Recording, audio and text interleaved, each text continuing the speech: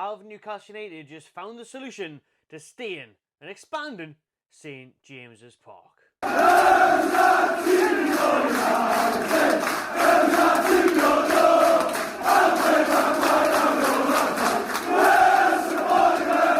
Buongiorno everyone, welcome back to the Magpie Channel TV. Only a couple of days out until the Tuna return to action, thankfully, before the stinky international break. But just quickly on that, well done to Lewis Hall, England's future left-back. Should be the present left-back. He might well be next week in that Nations League qualifiers. Lee Causley has called up the young star to the team. Thankfully, well-deserved to Lewis Hall. Brilliant at left-back this season, especially the last few weeks. So Tommy Tuchel, hopefully he's watching as well, and the next England manager, the German, will be calling up Lewis Hall as well. But congrats to Hall on a deserved call-up. Like I say, hopefully that's England and Newcastle United's left-back for the next decade or so, at least alongside the right-back Tino Livramento as well. And Anthony Gordon that called up too, so that's some positivity to take to the Three Lions camp for the Toon.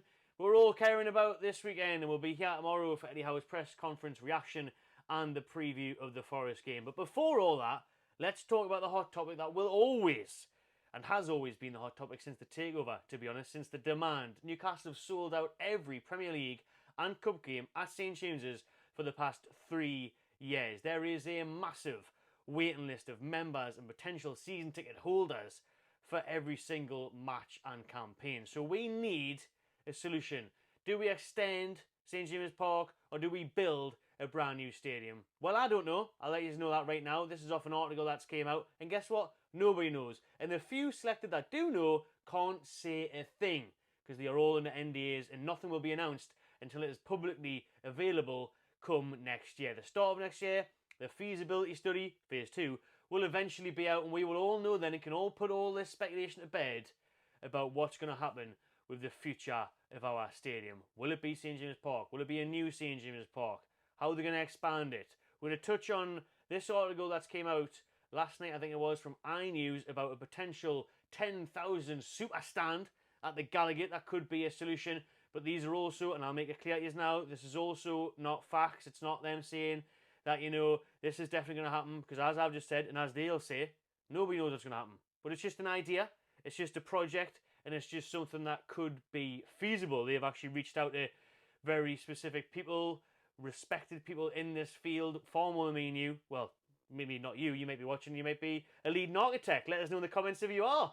But these have reached out to the professionals. I'm just passing on the news and again giving my opinion on what I want and think will happen going forward. But I think it's an interesting topic. Listen, it's what everyone's talking about. It's what a lot of yous stop and ask me about when you see us out and about, and appreciate that every time. But you will say, Matty, what's happening in the stadium? Or, you know, all the time we'll get that. So let's talk about it, because it is a very interesting one. It is something the club have to get right. And remember, Brad Miller, Newcastle CEO, said not long ago that this is a once-in-a-generation lifetime check, and they cannot get it wrong. So that's why I've always been saying, even way before all this, I said, you can go back to the live streams after the takeover happened, I said the Saudis will want that super stadium.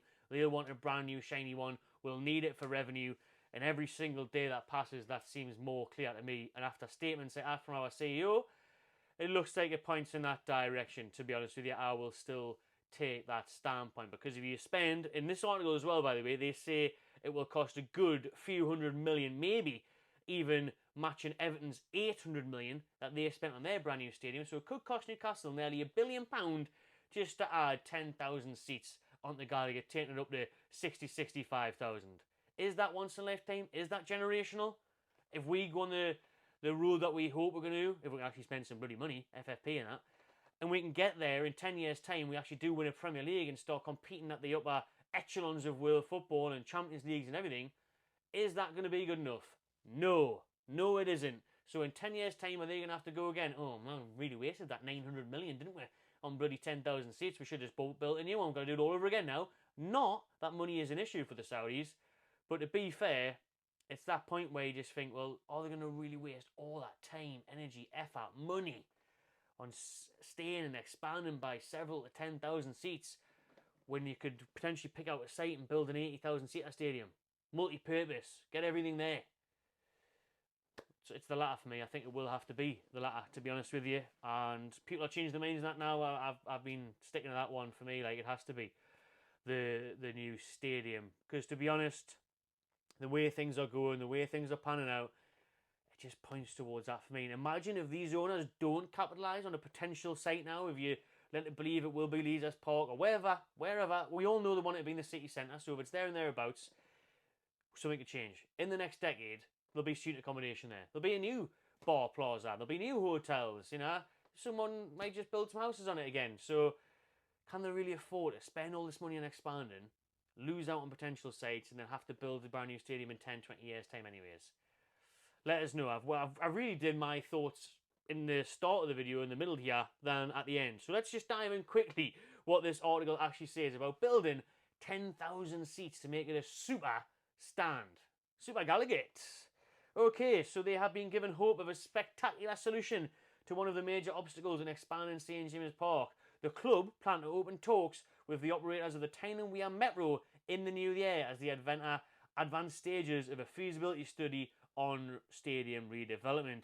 The club are remaining tight-lipped, but discussions are expected to centre around the station underneath the Gallowgate, which adds a significant layer of complexity to any rebuilding job. Now, sources from this newspaper stress that the club's hierarchy is yet to make a final call on whether to stay at the current home or move to a new purpose-built ground elsewhere in the city. There have been talks with Saudi Public Investment Fund, PIF, who will make the ultimate call and decide how the stadium project is financed. So there you go. They will be the decision makers, because at the end of the day, it is their big Saudi checks that are paying for it.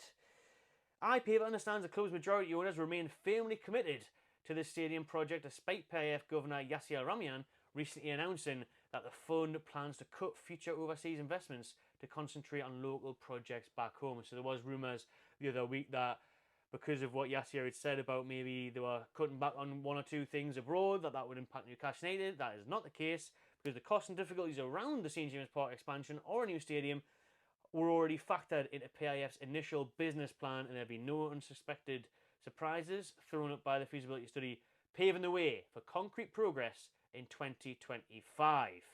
Experts have told I that whatever solution is agreed on it is likely to cost hundreds of millions, rivaling Everton's 800 million Bramley Moor Dock Stadium. We know that Newcastle's preference has always been to remain at their home, but as identified by Bramley last month, there is risks in expanding on the current site, as in they're an absolute ball ache, to be fair to you. But adding as many as 10,000 seats to the Gallowgate would require extending it vertically and horizontally, which would mean significant extra weight above the station and require the club to find and fund complex and innovative solutions if they decided to proceed with that option. Experts have told I that it is possible, and something quite spectacular could be built spanning the nearby Strawberry Place if the club are prepared to dig deep. They interviewed someone here called Jamie Stannon, who's a professor in ground engineering. Any professors, ground engineering experts in the comments? Let me know. At Imperial College London, he basically went on to say, there is technology that could advance the solution to the Gallowgate dilemma. There is a number of factors, of course, but it could definitely be done. I won't bore you with all the details. You can go ahead and read the article on Google yourself if you're into building structures. But what this professor is essentially stating is that it would take a sizable arch to be constructed over the metro station as part of a newly configured Gallowgate end to help support an expanded stand. He said he's seen work like this done before in London at the likes of Waterloo Station and stuff. So it's all about the spanning structures and all that. Not Spanish, spanning structures. Or Spanish. Well, wouldn't want them to do it, would you? I mean, siestas all the time. Take bloody ages. I was at the Bernabeu last year. God, took them ages to get our stadium done, even though now, well done to Spanish. It looks unbelievable. However, they are also reporting the fact of wanting to move to a new purpose-built stadium elsewhere in the city, while it has also been reported that completely rebuilding the stadium on its current site, as opposed to just expand the current structure, is a possibility Newcastle are looking at. So basically, I are just covering all angles right here. So, as we know, we could do either. Could do any of them, to be fair. The latter option, however, throws up the very real issue of where Newcastle will play in the North East while that is being done. I do also go on to say that Nexus are actually going to get involved with Newcastle next year, though. Talks will go away, and they are very supportive of the club's next step. Nexus told newspaper that they're looking forward to seeing the plans for St James's in the new year. And they're going to say a few other things, which, like I say, you can read yourself, but I've covered the main points. I've covered my thoughts. Let me hear yours in the comments below. Again, the thing with the new stadium is it fights FFP, it fights PSR. Spending $1 billion on new stadium does not affect that.